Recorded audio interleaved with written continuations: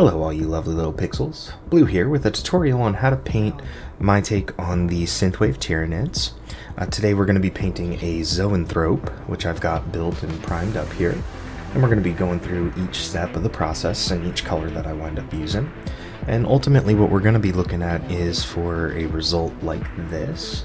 This is a lictor that I got done a couple of weeks ago, I want to say. I want to say it was weeks ago.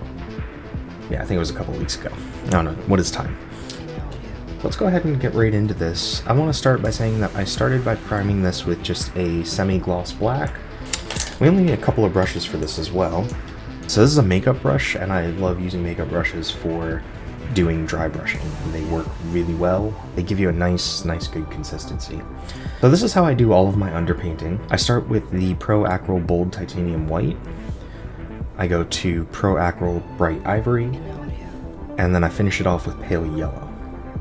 And all of my paints are listed right below me. So we're going to take the Titanium White, and we're going to be doing dry brushing. I want to work from the top down using my dry brush. But you want to go ahead and apply this Bold Titanium White in every area that you want to be the pink skin. And this is important because this is going to set your foundation for what comes later. And we're going to go ahead and apply this all over the model, anywhere that's going to be the pink skin. For the chitin, the carapace on here, the way that we want to do this is we want these to be our brightest points, the edges on this chitin. So the way that we're going to do that is we're going to take our dry brush, again using the titanium white, and we're going to run it all in one direction, going right down. And let the brush do most of the work here. You really don't have to put a whole lot of pressure here. And you might have to refresh your pigment. That's alright. But you don't need a lot of pressure. You kind of just let the brush glide across the model, like so. And we're going to want to do the same for the middle sections here.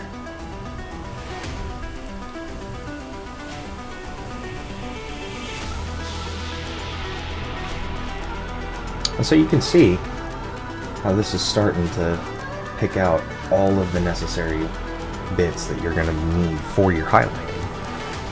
When you're finished, it should look a little something like this. Take the Pro Acryl Bright Ivory. You want to build up a gradient effectively.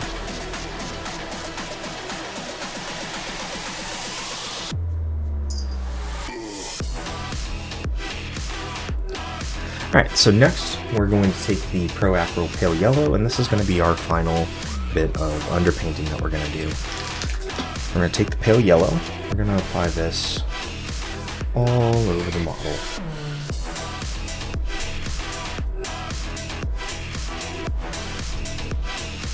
We're going to finish applying this, and then we will come back. Now, with all of that out of the way, that was the easy part. What we are going to do next is we are going to take our contrast paints. And we're going to start with the skin tones here, I think, because the carapace requires a bit more work.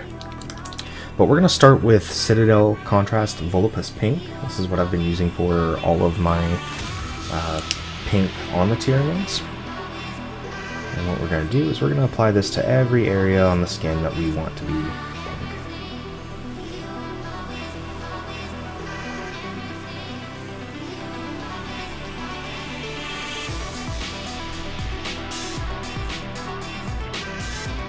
And now you can see how all of the underpainting there really starts to shine through because the contrasts are all transparent.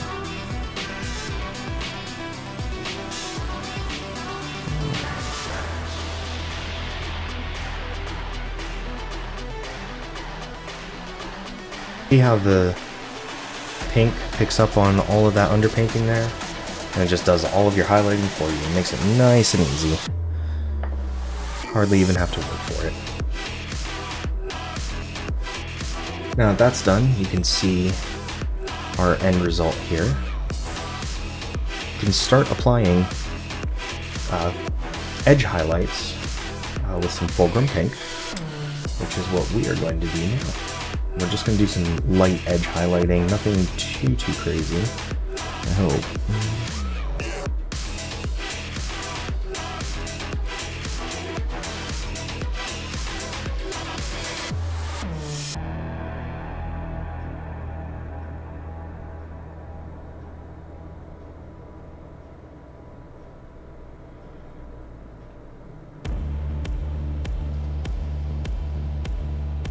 And we'll come back when this is done.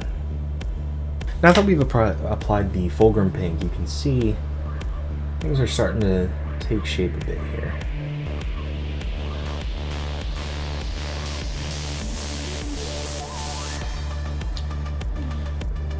So our next step is we want to kind of blend these two layers together now. And the way we're going to do that is we're going to go back to our Volupus pink. We're going to apply this right over top, and what that's going to do is it's going to tone down that fulgrim pink just ever so slightly. It's going to darken our shaded and recessed areas, and it's going to help blend these two layers together and make it a little bit more seamless. And we're going to apply this all over the model, and then we'll come back. Now that we have completed that step, you can see now how the fulgrim pink, you can still see it underneath the Volupus pink, but it's toned down. It looks more natural. And that's really what we're going for here. Go ahead and move on to our next step. The kite. This is the fun part. So we're going to need two colors for this. In this step, you're going to need contrast Aethermatic Blue and contrast Talisar Blue. And you're going to be doing some wet blending. Of course, you want to give these two a good shake. And we're going to be pulling these pretty much right out of the pot. We're not going to be doing much in the way of thinning, and that's just because we need things to stay just a little bit longer than usual. So we're going to start with the Aethermatic Blue.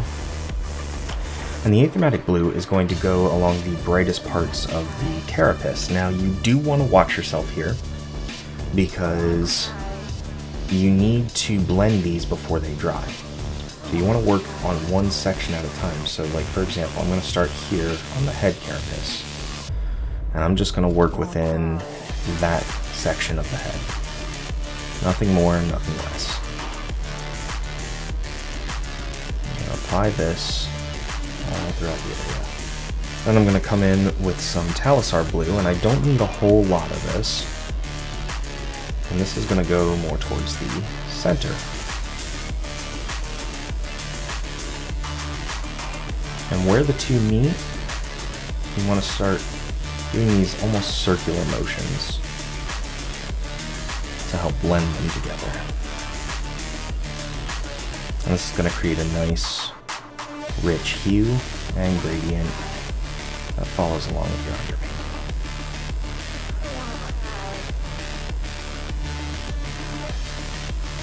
You do want to be careful, because contrast can pool, and that's kind of the last thing you want to have happen. So just be careful, keep an eye out for those.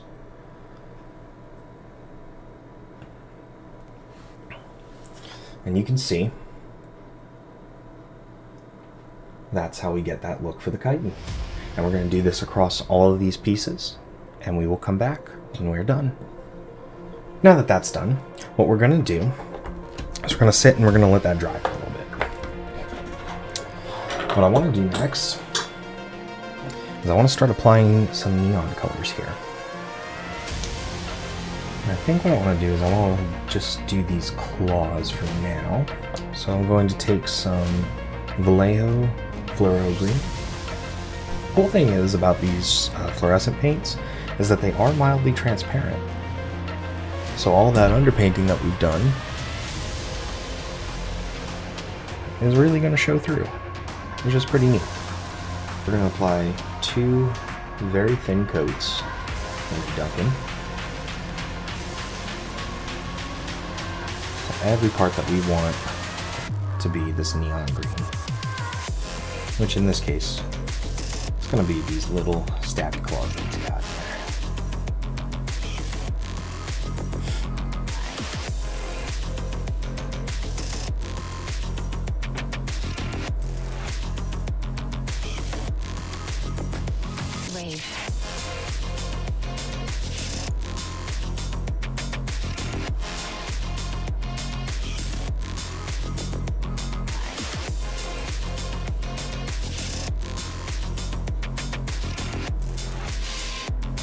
to take my bright yellow.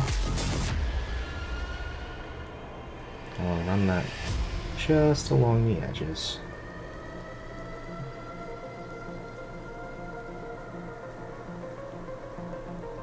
So going back to the neon green here, again, we're going to apply this right on these little vents in here. We're going to touch up some of the green bits as well. For this next part, we're going to take some contrast warp lightning. We're going to use this to kind of shade our neon green and tint everything in the recesses.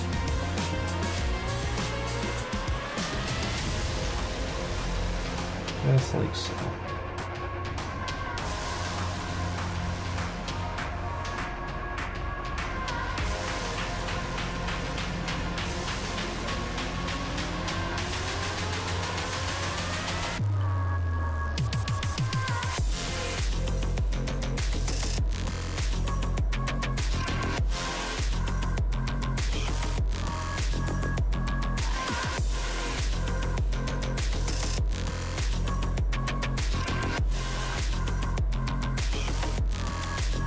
With that out of the way, we are just about ready to go and move on to our final step, which is going to be some edge highlighting with some Behera blue. I love this stuff. It's one of my favorite colors. I've used it on all of my Necrons, and now I get to use it on Tyranids as well. So we thin this out just a little bit. You want to really control how much is on your brush here, and you want to bring your brush to a fine point like so. And all we're going to do, I might have a little bit too much paint on there. There we go.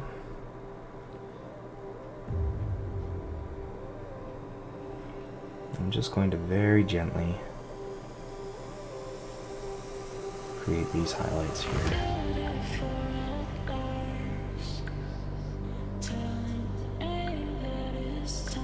Not quite bringing them all the way down.